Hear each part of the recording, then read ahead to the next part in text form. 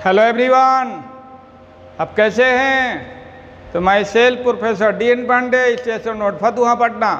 तो आप सभी को ऑनलाइन क्लास के लर्निंग प्लेटफॉर्म पर स्वागत है। तो चलिए, बायोलॉजी में मैं आपको क्या बताया था? मैसेंजर RNA, राइबोसोमल RNA, और आज मैं ट्रांसफ़र RNA की बात कर रहा हूँ। एक बात ख्याल रखेंगे कि मैसेंजर RNA कोडोन RNA होता है। क्या होता है? Codon RNA। और कोडोन की शुरुआत कहाँ से होती है? AUG से। वहीं से प्रोटीन का प्रारंभन होता है। और एंटी कोडोन पर, नॉन कोडोन पर क्या होता है? प्रोटीन का संश्लेषण स्टॉप हो जाता है। ठीक है, तो उसको UAA या UAG या UGA से इंडिकेट करते हैं ना। तो ये सारे चीज़ बता दिया गया है। तो चलिए, ट्रांसफ़र RNA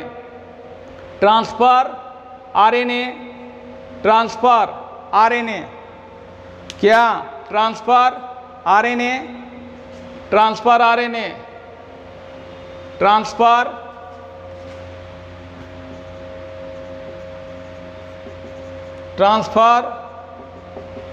RNA,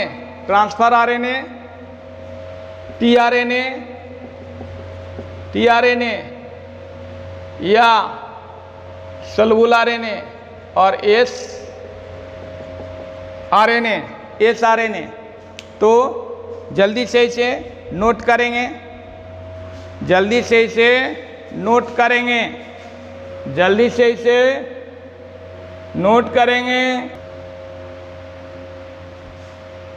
नोट कर लिए। तो ट्रांसफ़र RNA, तो ये ट्रांसफ़र RNA स्थानांतरण RNA या सॉल्युबल RNA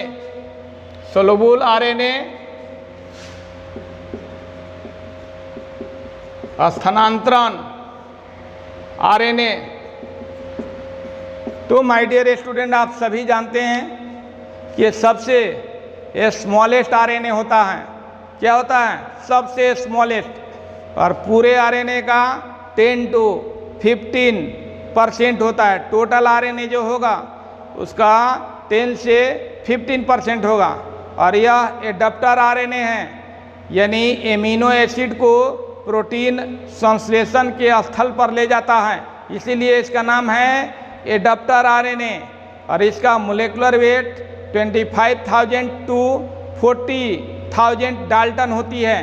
तो इसको हम लोग नोट करना चाहेंगे। तो ये सबसे स्मॉलेस्ट RNA है, सबसे छोटा RNA है, सबसे छोटा। स्मॉलेस्ट मीन्स क्या होता है? सबसे छोटा। समझ गए? स्मॉलेस्ट RNA है, सबसे स्मॉलेस्ट RNA। दूसरा है यह सोलुबल RNA, यानी sRNA है, यह सोलुबल RNA है। अर्थात यह 1 मोलर NaCl के विलयन में घुल जाता है। यह सोलुबल RNA है। यह टोटल RNA का 10 to 15% भाग होता है। 10 to 15% भाग होता है।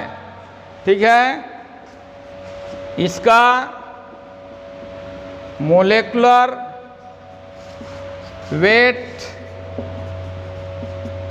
25,000 to 40,000 डाल्टन होती है। तो माय डियर स्टूडेंट, क्या अभी तक समझें? ये सबसे छोटा तीनों RNA हैं, ribosomal RNA, messenger RNA, transfer RNA. तो उन सभी आरएनए में सबसे छोटा आरएनए है, यह सोलुबल आरएनए है। मैसेंजर आरएनए इनसोलुबल था, ये सोलुबल आरएनए है, ये घुलनशील आरएनए है। सोलुबल, घुलनशील। सोलुबल मीन्स क्या होता है? घुलनशील। सोलुबल मीन्स क्या होता है? सोलुबल। सोलुबल का अर्थ होता है घुलनशील, यानी घुल जाता है। ये घुलनशील आरएनए है। क्लियर? ये सोलुबल आरएनए है, अर्थात यह 1 मोलर NaCl के विलयन में घुल जाता है। यह टोटल आरएनए का 10 to 15% भाग होता है। इसका मोलेकुलर वेट 25,000 to 40,000 डाल्टन होती है। ठीक है, तो ये हुआ। चलिए आगे की ओर बढ़ते हैं, लिख लिए इसको। आगे इसमें मैं बताने जा रहा हूं कि ये कितने न्यूक्लियोटाइड से मिलकर बना होता है। यह 75 to 95 न्यूक्लियोटाइड से मिलकर बना होता है। देखिए कितना, इसीलिए छोटा आरएनए है। डीएनए को बताया गया था कि हजारों लाखों न्यूक्लियोटाइड से मिलकर बना होता है, लेकिन यह सिर्फ जो है 75 to 95 न्यूक्लियोटाइड से मिलकर बना होता है। इसके बाद जो है यह एडाप्टर आरएनए है, क्योंकि यह एमिनो एसिड को प्रोटीन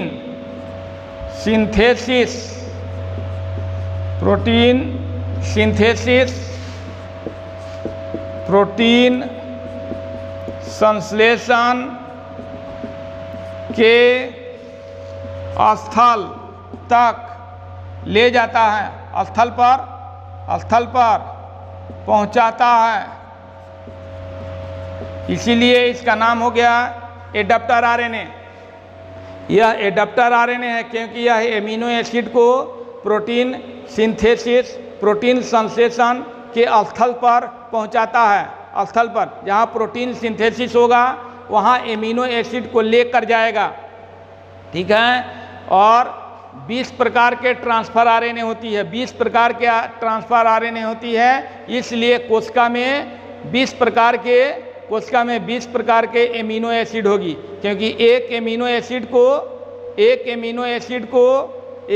एसिड को प्रोटीन सिंथेसिस के स्थल पर ले जाने के लिए एक ट्रांसफर आरएनए की आवश्यकता होती है। इससे 20 amino acid, 20 transfer RNA 20 amino acid को प्रोटीन सिंथेसिस के स्थल पर ले जाएगा।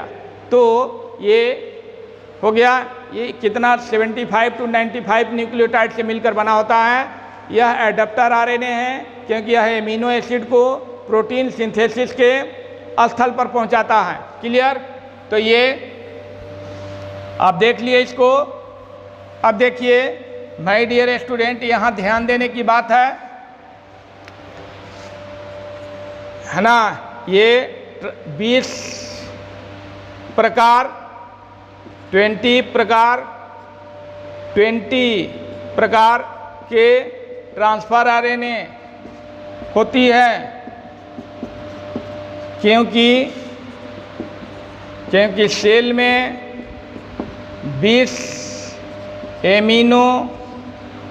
20 प्रकार के एमिनो एसिड 20 एमिनो एसिड होती है, 20 एमिनो एसिड होती है, और एक एमिनो एसिड को प्रोटीन सिंथेसिस स्थल पर पहुंचाने के लिए एक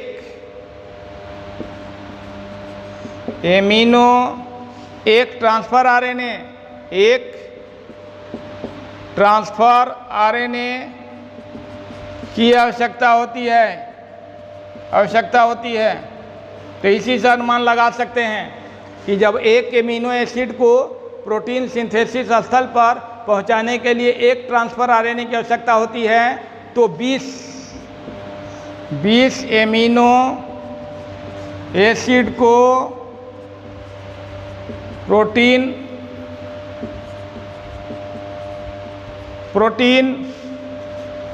सिंथेसिस के स्थल तक पहुंचाने के लिए 20 ट्रांसफर आरएनए की आवश्यकता होगी, क्योंकि एक एमिनो एसिड को एक ट्रांसफर आरएनए पहुंचाता है। तो 20 एमिनो एसिड को 20 ट्रांसफर आरएनए 20 प्रकार के ट्रांसफर आरएनए पहुंचाएगा। इसलिए 20 एमिनो एसिड को प्रोटीन सिंथेसिस के स्थल पर पहुंचाने के लिए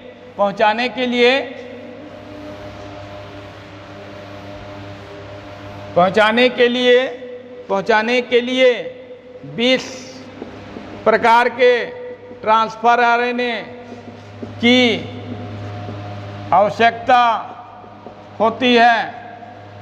ठीक है, तो ये हो गया माय डियर स्टूडेंट, समझ गए। 20 प्रकार के ट्रांसफर आरएनए 20 प्रकार के एमिनो एसिड होती है। तो 20 प्रकार के एमिनो एसिड को प्रोटीन सिंथेसिस के स्थल तक पहुंचाने के लिए 20 प्रकार के ट्रांसफर आरएनए की आवश्यकता होगी। तो ये हो गया। और ट्रांसफर आरएनए में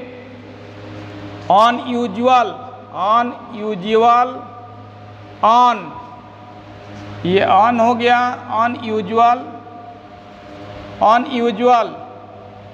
अनयूजुअल बेस होता है। ट्रांसफर आरएनए में अनयूजुअल बेस होता है, अनुपयोगी। इसका नाम है क्या? अनुपयोगी माने असामान्य भी लिख सकते हैं। असामान्य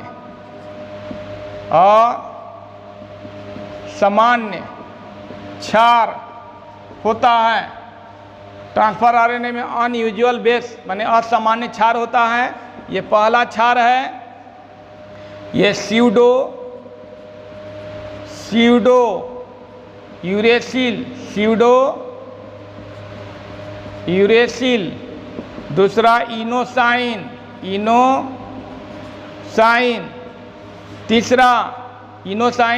तीसरा ड्राई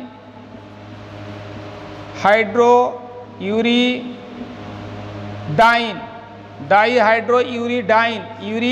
यूरीडाइन। इसको एमिनो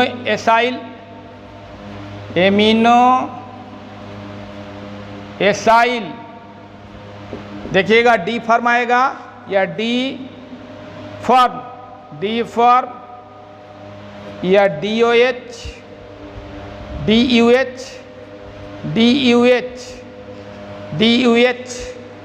कहेंगे। तो ये डाईहाइड्रो एमिनो एसाइल या डी फॉर्म या DHU कहेंगे। तो ये 3 प्रकार के असामान्य क्षार होते हैं जो ट्रांसफर आरएनए में मौजूद होते हैं। अब देखिए माय डियर स्टूडेंट, इसका सबसे अच्छा मॉडल क्लोवर लीफ मॉडल है, जो रॉबर्ट होली के द्वारा 1965 में दिया गया था। तो ट्रांसफर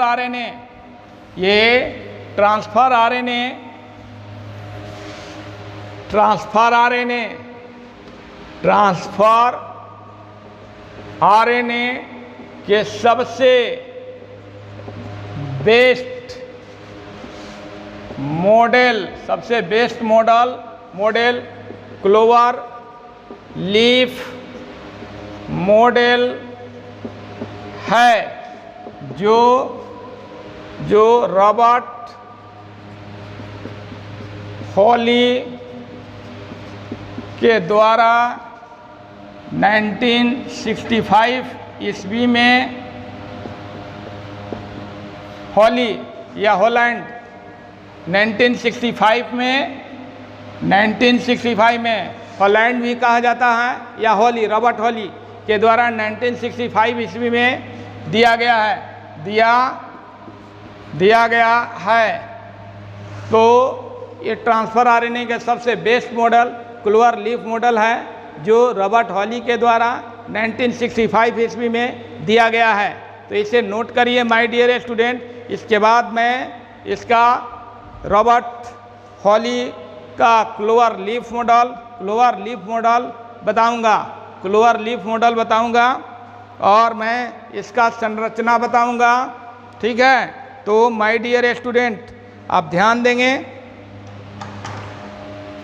ये ऐसे ये ट्रांसफ़र आरएनए में 5 भुजा होती है, 5 साइड होती है, लेकिन 4 ही साइड दिखाई देती है। तो ये देखेंगे माय डियर स्टूडेंट, ये ध्यान देंगे, थोड़ा सा ध्यान देना है।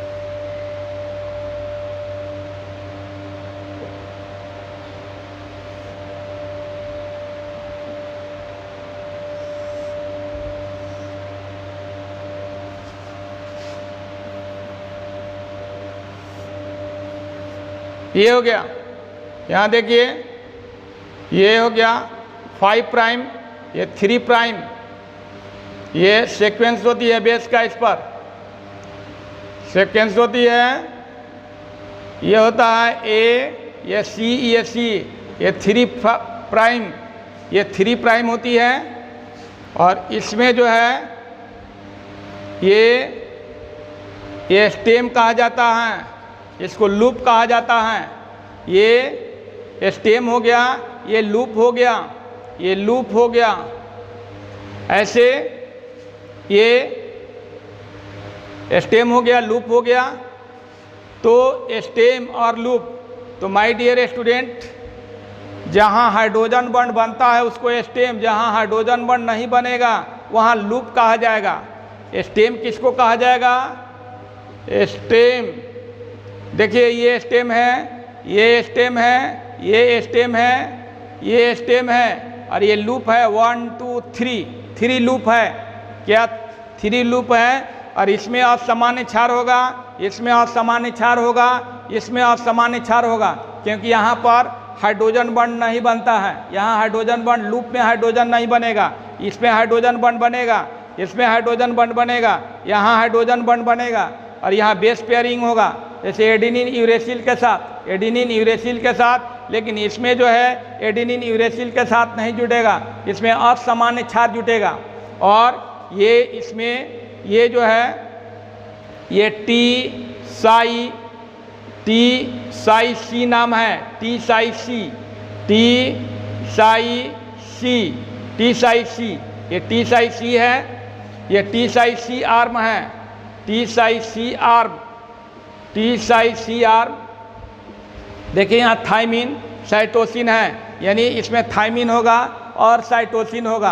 तो थाइमिन बताइए, ट्रांसफर आरएनए में थाइमिन होता है? थाइमिन नहीं होता है, ट्रांसफर आरएनए में थाइमिन नहीं होता, यूरेसिल होता है। लेकिन इसमें जो है लूप जहाँ बनेगा वहाँ जो है क्या होगा?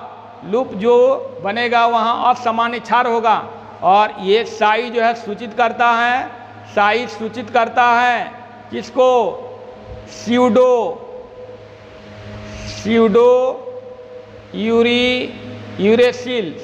यूरेसिल को सूचित करता है, स्यूडो यूरेसिल। तो स्यूडो यूरेसिल ये असामान्य क्षार को व्यक्त करता है। और ये बताया जाएगा, ये फर्स्ट आर्म हो गया, ये फर्स्ट आर्म, ये सेकेंड आर्म, ये वेरिएबल आर्म, ये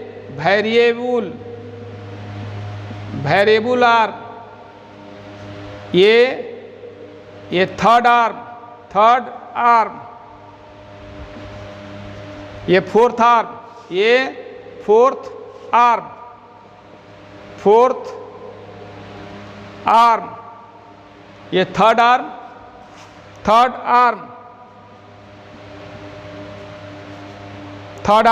ये फोर्थ आर्म, ये माय डियर स्टूडेंट राइबोसोम, ये साइट जो हुआ ये राइबोसोम,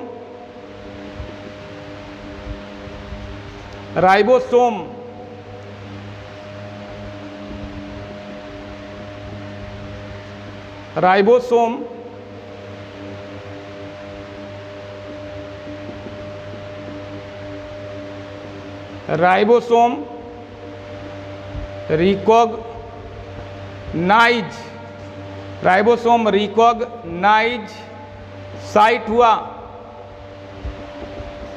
ये राइबोसोम रिकॉग्नाइज साइट हुआ, राइबोसोम की पहचान करने वाला। और ये नॉन कोडोन साइट हुआ, नॉन कोडोन, ये नॉन कोडोन आर्म है, ये नॉन कोडोन साइट, या एंटी कोडोन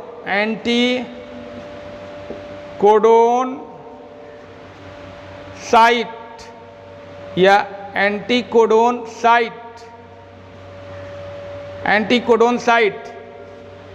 कोडोन साइट है।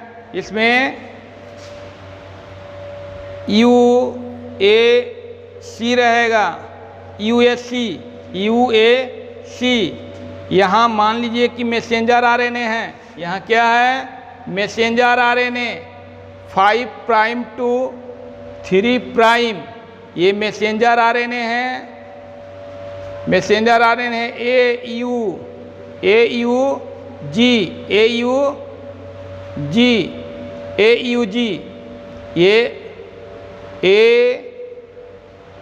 AUG, ये कोडोन है, ये क्या है कोडोन रीजन है। मैसेंजर आरएनए क्या होता है कोडोन रीजन, ये कोडोन रीजन। तो देखिए इसमें एडेनिन जो है यूरेसिल के साथ जुटेगा, एडेनिन यूरेसिल के साथ और ग्वानिन साइटोसिन के साथ। तो ये एंटी कोडोन मैसेंजर आरएनए पर कोडोन करता है, मैसेंजर आरएनए पर कोडोन करता है, यानी मैसेंजर आरएनए को, ये मैसेंजर आरएनए को कोडोन करता है, मैंने मैसेंजर आरएनए को पहचानता है, ये कोडोन रीजन हो गया, ये थर्ड साइट हो गया। और ये फोर्थ साइट डी फॉर्म है ना, इसको इनोसाइन भी कहा जाता है, इनोसाइन, ये डी फॉर्म है, डी फॉर्म। ये ऐसे तो ये डी आर्म है, डी लूप, ये DHU arm, DHU arm, DHU arm. और ये जो है, ये जो साइट है, ये लूप हो गया, ये डी लूप हो गया, ये भी लूप हो गया, एंटी कोडोन लूप। ये एमिनो, ये इनोसाइन हो गया, ये amino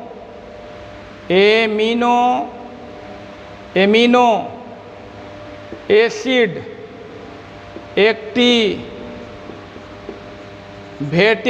activating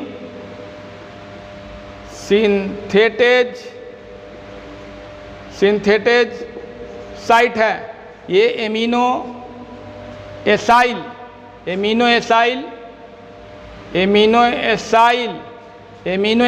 activating synthetase site है। और ये जो है एमिनो एसिड, ये जो है 3 प्राइम है, एमिनो एसिड अटैचमेंट साइट।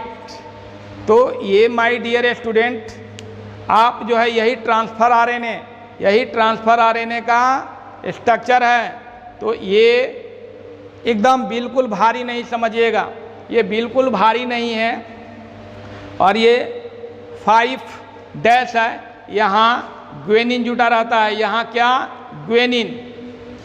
और यहाँ देखिए ये जहाँ हाइड्रोजन बॉन्ड बनती है ऐसे गया है, इसमें प्यूरिन और पैरिमिडीन माने यूरेनिन जो है ये एडिनिन जो है यूरेसिल के साथ जुटेगा, ग्वेनिन साइटोसिन के साथ, इसमें हाइड्रोजन बॉन्ड होगा। तो जहाँ हाइड्रोजन बॉन्ड बनती है उसको स्टेम, माने हाइड्रोजन बॉन्ड बनता है उसको क्या कहेंगे, स्टेम। हाइड्रोजन बॉन्ड वाले जगह को स्टेम, हाइड्रोजन बॉन्ड वाले जगह को स्टेम। और हाइड्रोजन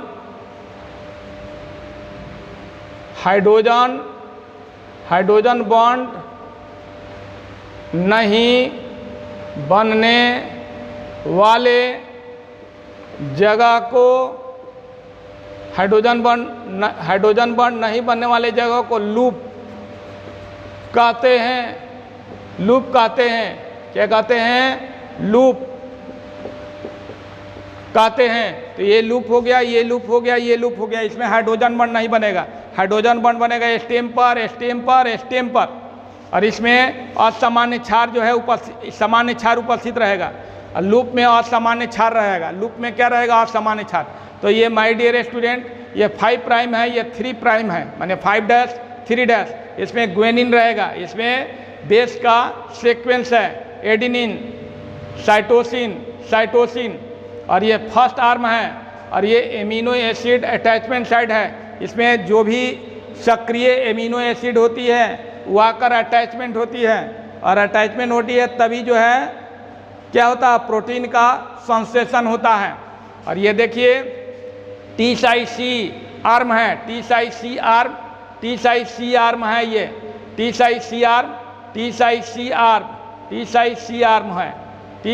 आर्म है, और आर्म ठीक है। और ये टी से थाइमिन, सी से साइटोसिन, और साई क्या सूचित करता है, स्यूडो यूरेसिल को माने स्यूडो यूरेसिल में ये लूप हो गया। और लूप में ये कौन सा साइट है, राइबोसोम रिकॉग्नाइज साइट, माने राइबोसोम के पहचान वाला। ये ट्रांसफर आरएनए, यहाँ ट्रांसफर आरएनए राइबोसोम के सबसे बड़ी उप इकाई से जुड़ता है। यहाँ राइबोसोम रिकॉग्नाइज साइट माने राइबोसोम के पहचान इसमें होगा कि ट्रांसफर आरएनए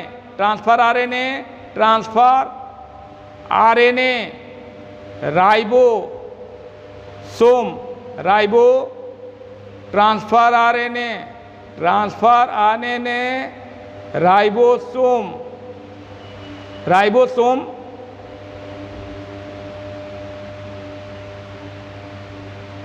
राइबोसोम के सबसे बड़ी उप इकाई से जुड़ता है, ठीक है। रिकॉग्नाइज, ये जो यहाँ ट्रांसफर आरएनए राइबोसोम को रिकॉग्नाइज करता है, माने पहचान करता है। ये पहचान, रिकॉग्नाइज का अर्थ होता है पहचान करना, राइबोसोम के पहचान करना। यानी ये ट्रांसफर आरएनए राइबोसोम के सबसे बड़ी उप इकाई से क्या होता है, जुड़ता है।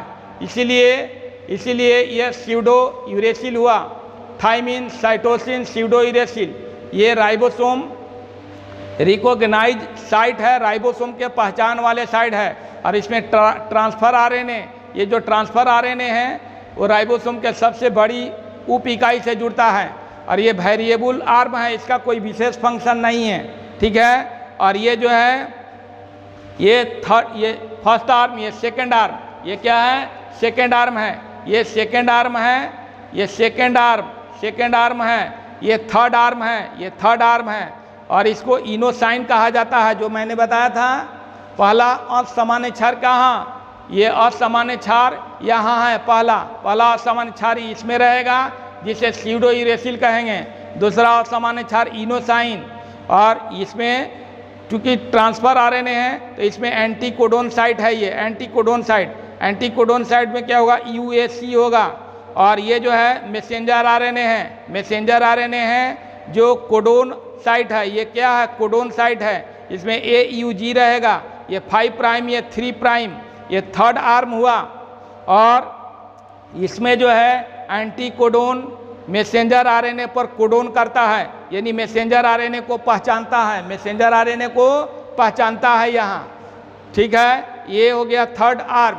और ये फोर्थ आर्म डी लूप या DHU आर्म, ये amino acyl activating synthetic site है, यानी एमिनो एसिड यहाँ एक्टिवेट होती है, एमिनो एसिड सक्रिय की जाती है, एमिनो एसिड को सक्रिय किया जाता है। जो 20 एमिनो एसिड है ट्रांसफर यानी सेल में क्या है, 20 ट्रांसफर आरएनए हैं, तो ये जो साइट क्या करता है, DHU आर्म क्या करता है, 20 एमिनो एसिड को, यदि 20 एमिनो एसिड क्या है, निष्क्रिय है, तो 20 एमिनो एसिड को, निष्क्रिय एमिनो एसिड को सक्रिय करता है, और सक्रिय करता है तो वही सक्रिय एमिनो एसिड आकर यहाँ अटैचमेंट हो जाता है, एमिनो एसिड अटैचमेंट साइट। यहाँ एमिनो एसिड आकर यानी एक्टिवेटेड, जो इसके द्वारा एक्टिवेट होगा, जो इसके द्वारा सक्रिय होगा, ये आकर यहाँ अटैचमेंट हो जाएगा, अब प्रोटीन का संश्लेषण होने लगेगा। तो माय डियर स्टूडेंट, आपने क्या समझा, इसमें ये 4 साइट है, 1 साइट हो गया, 2 साइट, ये 1 2 3 4, इसमें वेरिएबल साइट है। मैंने कहा था कि 5 आर्म होता है, लेकिन एक आर्म दिखाई नहीं देता है, क्योंकि ये वेरिएबल आर्म हो गया, ये दिखाई नहीं देता है। तो ये दिखाई देने वाला 4 आर्म है, 1 2 3 4, पहला, दूसरा, तीसरा, चौथा। इसमें जो है सीक्वेंस होती है बेस का, एडेनिन, ये एडेनिन साइटोसिन, ये 3 प्राइम है, और ये जो है एमिनो एसिड अटैचमेंट साइट है, यानी जो भी एक्टिवेटेड, जो भी सक्रिय एमिनो एसिड होती है आकर इसी साइट से क्या होती है, जुड़ती है। और ये जो है T साइट C आर्म है, स्यूडोयूरेसिल, माने ये लूप हो गया इसका, ये स्टेम हो गया, साइट हो गया, ठीक है। और इसमें राइबोसोम रिकॉग्नाइज साइट है, राइबोसोम की इसमें क्या की जाती है, राइबोसोम की पहचान की जाती है, माने यहाँ ट्रांसफर आरएनए राइबोसोम की पहचान कर लेता है, माने ट्रांसफर आरएनए राइबोसोम की सबसे बड़ी उप इकाई से इसमें जुड़ता है। और ये वेरिएबल हो गया, और ये इनोसाइन हो गया, एंटीकोडोन हो गया, ये क्या हो गया, कोडोन जोन हो गया। मैसेंजर आरएनए, मैंने अभी बताया कि मैसेंजर आरएनए कोडोन रीजन में होता है, और ये ट्रांसफर आरएनए एंटीकोडोन रीजन में होता है, एंटीकोडोन साइड में है, ठीक है। तो एंटीकोडोन में UAC है, ये कोडोन में AUG है, 5 प्राइम टू 3 प्राइम। और यहाँ एंटीकोडोन को क्या करता है, एंटीकोडोन माने ये थर्ड साइड में, ये तो लिख लिए हैं, थर्ड साइड में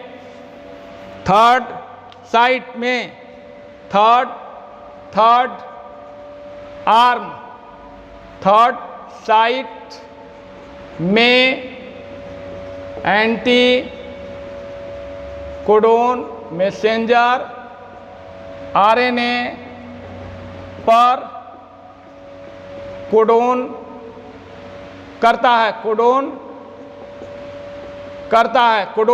एंटीकोडोन मैसेंजर आरएनए पर कोडोन करता है, मैसेंजर आरएनए पर कोडोन करेगा, तभी जाकर प्रोटीन का क्या होगा, संश्लेषण होगा। क्योंकि ये जो मैसेंजर आरएनए है उसका जो इनिशिएशन पार्ट है, प्रोटीन का संश्लेषण प्रारंभ होता है। और टर्मिनल जो भाग होता है, जो ये जो है जो लास्ट स्टॉप साइट है, वहाँ पर प्रोटीन का संश्लेषण रुक जाता है, तो इसको amino acyl activating synthetic site कहा जाता है। यानी इस साइट पर एमिनो एसिड का क्या किया जाता है, फोर्थ साइट पर एमिनो एसिड को एक्टिवेटेड किया जाता है, माने सक्रिय किया जाता है। और वह सक्रिय एमिनो एसिड होता है तो कहाँ चला जाता है, फर्स्ट साइट पर जाकर जुड़ जाता है, माने फर्स्ट आर्म पर जो जाकर जुड़ जाता है और वहीं से प्रोटीन का क्या होता है, संश्लेषण होता है। तो याद रखेंगे ये एमिनो एसाइल आर्म है, एमिनो एसाइल आर्म है, इस पर एमिनो एसिड का क्या किया जाता है, एक्टिवेटेड किया जाता है। और यहाँ जो है एंटीकोडोन, और ये कोडोन माने anticodon messenger RNA anticodon messenger RNA पर कोडोन करता है, यानी मैसेंजर आरएनए को रिकॉग्नाइज करता है। मैसेंजर आरएनए को क्या करता है, रिकॉग्नाइज, अर्थात मैसेंजर आरएनए को पहचान करता है। और जब पहचान कर लेता है तो ट्रांसफर आरएनए मैसेंजर आरएनए के सबसे बड़ी उप इकाई से क्या हो जाता है, जुड़ जाता है। सबसे बड़ी उप इकाई जो होगी मैसेंजर आरएनए का, उससे जुड़ जाएगा। और ये जो है amino acyl activating synthetase site है, ये एमिनो एसिड को क्या करता है, सक्रिय करता है। और जब एमिनो एसिड सक्रिय हो जाती है तो यहाँ जो है एमिनो एसिड अटैचमेंट साइट पर आकर जुड़ जाती है और प्रोटीन का संश्लेषण होने लगता है। तो बताया गया है कि 20 प्रकार के एमिनो एसिड होती है, 20 एमिनो एसिड होती है। और 20 एमिनो एसिड को यहाँ क्या कि amino acyl activating synthetase site पर क्या की जाती है, उसको सक्रिय की जाती है। निष्क्रिय है तो सक्रिय की जाएगी और सक्रिय एमिनो एसिड यहाँ आकर जाकर जुड़ जाएगी। तो इस तरह से ये ट्रांसफर आरएनए यानी ट्रांसफर आरएनए का मेन क्या है कि 20 निष्क्रिय एमिनो एसिड को 20 प्रकार के ट्रांसफर आरएनए सक्रिय करता है। और जब सक्रिय करता है तभी जाकर सक्रिय करता है, और सक्रिय करने के बाद प्रोटीन सिंथेसिस के स्थल पर ले जाता है जहां प्रोटीन का संश्लेषण होता है। तो मेन फंक्शन इसका ट्रांसफर आरएनए का यही है। और ट्रांसफर आरएनए का सबसे बेस्ट मॉडल कौन है, क्लोवर लीफ मॉडल। जो ये क्लोवर लीफ मॉडल है, इसका नाम क्या है, क्लोवर लीफ मॉडल, जो रॉबर्ट हॉली ने 1965 में दिया था। तो माय डियर स्टूडेंट, और ये भी बताया कि ये जो है ट्रांसफर आरएनए सबसे स्मॉलेस्ट आरएनए है। ये कुल आरएनए का 10 to 15% भाग होता है। और ये सोलुबल आरएनए होता है, यानी 1 मोलर NaCl में क्या होता है, ये डिजॉल्व होता है, घुल जाता है। यह एडाप्टर आरएनए है, यानी एमिनो एसिड को प्रोटीन संश्लेषण के स्थल पर ये लाता है, इसे एडाप्टर आरएनए कहा जाता है, एडाप्टर आरएनए। और ये जो है आपको कितने न्यूक्लियोटाइड से बना होता है, 75 to 95 न्यूक्लियोटाइड से मिलकर बना होता है, इसीलिए इसे छोटा आरएनए कहा जाता है। इसका मोलेकुलर वेट 25,000 to 40,000 डाल्टन होती है। 40,000 क्या होती है, डाल्टन होती है। और इसमें ये एमिनो एसिड को कहाँ लाता है, प्रोटीन संश्लेषण के स्थल पर लाता है, ट्रांसफर आरएनए। इसलिए इसमें 20 प्रकार के एमिनो एसिड होती है। कोशिका में यदि 20 प्रकार के एमिनो एसिड है तो 20 प्रकार के ट्रांसफर आरएनए होगा, क्योंकि 20 प्रकार एक एमिनो एसिड को प्रोटीन संश्लेषण के स्थल तक लाने के लिए एक ट्रांसफर आरएनए की आवश्यकता होती है। तो 20 एमिनो एसिड को लाने के लिए 20 प्रकार के ट्रांसफर आरएनए की आवश्यकता होगी। तो माय डियर स्टूडेंट, वीडियो कैसा लगा? यदि वीडियो अच्छा लगा तो वीडियो को ज़रूर लाइक करेंगे, शेयर करेंगे, सब्सक्राइब करेंगे, ठीक है, ताकि इस तरह का वीडियो आपके तक अपडेट होते रहे, ठीक है। तो माय डियर स्टूडेंट, आज बायोलॉजी में इतना ही। तब तक के लिए आप सभी को thanks a lot, good bye.